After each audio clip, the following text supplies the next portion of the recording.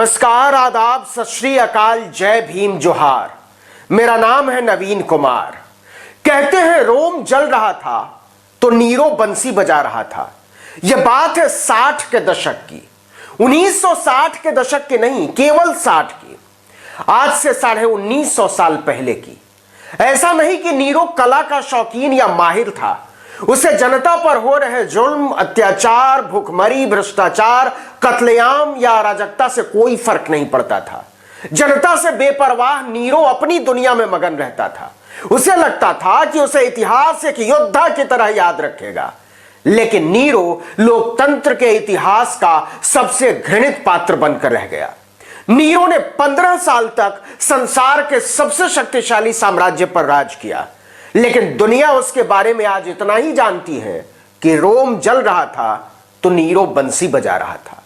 कहते हैं कि इतिहास अपने आप को दोहराता है। रोम से 5898 किलोमीटर दूर भारत की राजधानी दिल्ली, हम स्वतंत्र भारत का सबसे बड़ा किसान आंदोलन देख रहे हैं। हजारों हजार किसान मोदी जी के 3 कृषि कानूनों का विरोध करने के लिए कड़ाके की ठंड में सड़क पर रात और दिन गुजार रहे हैं, जिंदगी के गीत गा रहे हैं और अपनी जान दे रहे हैं। लेकिन मोदी जी कह रहे हैं, ना, तुम्हारी जान चली जाए तो चली जाए, हम अरबपतियों का साथ नहीं छोड़ेंगे। शुरू में लगता था कि सरकार अड़ी हुई है, लेकिन धीरे धीरे यह भेद खुलने लगा कि सरकार अड़ी हुई नहीं है, वह किसानों की दुर्दशा पर मजे ले रही है, उनकी तौहीन कर रही है, उन्हें नीचा दिखा रही है, उन्हें कुचल रही है। पता ही नहीं चला कि कब नरेंद्र भाई हिंदुस्तान के नीरो में तब्दील हो गए। पहले तो उनकी नीयत पर केवल आंदोलन में मरने वाले किसानों के खून के छींटे थे, लेकिन अब मोदी सरकार का दामन बेदाग और बेमिसाल संत के खून से रंगा हुआ है।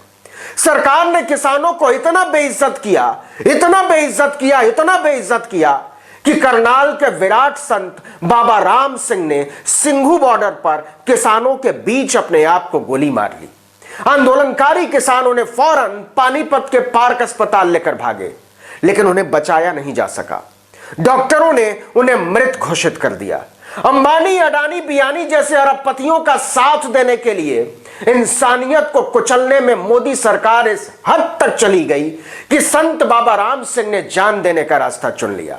बाबा राम सिंह कितने बड़े थे, उनके कितने अनुयायी हैं, कहां अनुयायी हैं, इसका क्या मतलब है ये आगे बताएंगे। लेकिन पहले समझिए कि अरबपतियों की यार मोदी सरकार ने संत बाबा राम सिंह को कितना उदास, कितना निराश, कितना मजबूर कर दिया था। उन्होंने जान देने से पहले बाकायदा एक चिट्ठी लिखी। गुरुमुखी भाषा में लिखी इस अंतिम चिट्ठी में उन्होंने लिखा है कि यह जुल्म के खिलाफ एक आवाज है। जाहिर है, जुल्म किसानों पर, जुल्म नरेंद्र मोदी की सरकार का। संत बाबा राम सिंह की चिट्ठी मोदी सरकार की क्रूरता और ढिठाई को बेनकाब करती एक दिग्गज संत का बयान बन गई है। संत बाबा राम सिंह ने अपने आखिरी खत में जो लिखा है उसे लोकतांत्रिक प्रतिरोध का इतिहास युग युगांतर तक याद रखेगा। और यह भी कि एक सरकार की मनमानी के आगे संत बाबा राम सिंह कितने टूट गए थे। यह मरने से पहले लिखा गया केवल एक संत का आखिरी खत नहीं है, यह मानवता के इतिहास में एक क्रूर सत्ता के सामने जीने की चुकाई गई कीमत का अनमोल साहित्य है। इस चिट्ठी को जरा गौर से समझिएगा, सुनिएगा। नरेंद्र मोदी की निर्मम सत्ता के खिलाफ इसके शब्दों में बजते इंसानियत को बचाने के लिए प्रतिरोध के संगीत को। किसानों का दुख देखा है अपने हक के लिए। सड़कों पर उन्हें देखकर मुझे दुख हुआ है। सरकार इन्हें न्याय नहीं दे रही, जो कि जुल्म है। जो जुल्म करता है वो पापी है। जुल्म सहना भी पाप है। किसी ने किसानों के हक के लिए तो किसी ने जुल्म के खिलाफ कुछ किया है। किसी ने पुरस्कार वापसी करके अपना गुस्सा जताया है। किसानों के हक के लिए सरकारी जुल्म के गुस्से के बीच सेवादार आत्मदाह करता है। यह जुल्म के खिलाफ आवाज है, यह किसानों के हक के लिए आवाज है। वाहे गुरु जी का खालसा, वाहे गुरु जी की फतेह। 10 लाइन की इस चिट्ठी में संत बाबा राम सिंह ने भारत के निर्दोष, निष्पाप और निष्कलुष किसानों के खिलाफ खड़ी एक हठधर्मी सरकार के चरित्र का रेशा रेशा उधेड़ दिया है। लेकिन संत बाबा राम सिंह की शहादत के लिए नैतिक तौर पर जिम्मेदार मोदी सरकार को क्या शर्म आएगी? क्या वो किसानों से माफी मांगेगी? क्या मुनाफे को अपना धर्म समझने वाले नरेंद्र मोदी के अरबपति धंधेबाज और कारोबारी संत बाबा राम सिंह की जिंदगी वापस दे सकते हैं? संत बाबा राम सिंह ने नरेंद्र मोदी की सरकार को एक जुल्मी सरकार कहा है कि यह सरकार न किसानों की सुनती है, न अपने बुद्धिजीवियों की, न सेवादारों की। वह पुरस्कार वापस करने वालों का मजाक उड़ाती है, लेकिन जुल्म सहना भी पाप है। किसानों का दुख देखा नहीं जाता, इसलिए एक सेवादार को अपनी जान देनी पड़ रही है। संत बाबा राम सिंह करनाल के सिंघरा गांव के गुरुद्वारा साहिब नानकसर के ग्रंथी थे। उनके अनुयायी लाखों में हैं और पूरी दुनिया में फैले हुए हैं। अस्पताल से उनके शव को सिंघरा गांव ले जाया गया।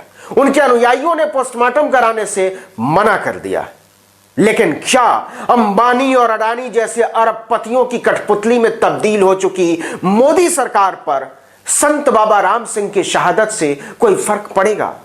क्योंकि किसानों की लगातार मौतों के बावजूद प्रधानमंत्री नरेंद्र मोदी मुस्कुराते रहते हैं। किसान मरते रहते हैं और वो नृत्य, संगीत, आरती अनुष्ठान में तक दिनादिन करते रहते हैं। इसके पहले कुंडली बॉर्डर पर दिल का दौरा पड़ने से एक किसान की जान चली गई थी।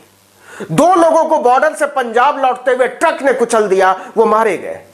किसान नेताओं का कहना है कि लगभग हर रोज औसतन एक किसान की जान जा रही है। कड़ाके की ठंड में किसान खुली सड़कों पर रात गुजार रहे हैं अपनी अपनी ट्रॉलियों में, और मोदी सरकार आराम से चादर तानकर गर्म लिहाफ के नीचे सो रही है। बेलिहाज हो चुके भारत सरकार के मंत्री पूरी ढिठाई के साथ कहते हैं कि प्रदर्शन कर रहे किसान किसान नहीं है, वो खालिस्तानी है, देशद्रोही है, कठपुतली है। पाकिस्तान और चीन की शह पर दिल्ली को घेरे हुए हैं। बीजेपी नेताओं के इन्हीं निर्लज्ज बयानों ने संत बाबा राम सिंह की जान ले ली। अब वही नाटकबाज उन्हें श्रद्धांजलि दे रहे हैं, वही घड़ियाल आंसू बहा रहे हैं, लेकिन बेशर्मी के इन रक्त रंजित अध्यायों में सिर्फ किसानों की आह है, उनका पसीना है, उनका लहू है। किसान पूछ रहा है, किसकी हिम्मत है जो संत बाबा राम सिंह को खालिस्तानी कह दे, पाकिस्तानी कह दे, देशद्रोही कह दे, विपक्ष की कठपुतली कह दे। इस हुंकार पर मोदी के जुबानी लठैतों को सांप सूंघ गया है, बीजेपी की बोलती बंद हो गई है। लेकिन संत बाबा राम सिंह के कफन से उठी हुई आवाजें किसानों पर जारी जुल्म का हिसाब मांग रही हैं। किसानों ने कह दिया है कि तीनों कानूनों की वापसी से कम पर अब तो समझौते की कोई सूरत नहीं बनती। संत बाबा राम सिंह की शहादत ने उसे नए जोम से भर दिया है। चुनना पीएम मोदी को है, वो किसका पक्ष चुनेंगे, अंबानी अडानी का या अन्नदाताओं और खेती किसानी का? इस वीडियो में इतना ही, लेकिन अगर आपने अब तक आर्टिकल 19 इंडिया को सब्सक्राइब नहीं किया है तो कर दीजिए, लाइक कीजिए, कमेंट करके बताइए कि हमारा वीडियो आपको कैसा लगता है, और अपने दोस्तों, परिचितों, रिश्तेदारों, समूहों में व्हाट्सएप, इंस्टाग्राम, फेसबुक, ट्विटर पर हमारे वीडियो लिंक्स को शेयर कीजिए, साझा कीजिए, और हमारे फेसबुक पेज आर्टिकल 19 को लाइक और सब्सक्राइब करना मत भूलिएगा। नमस्कार।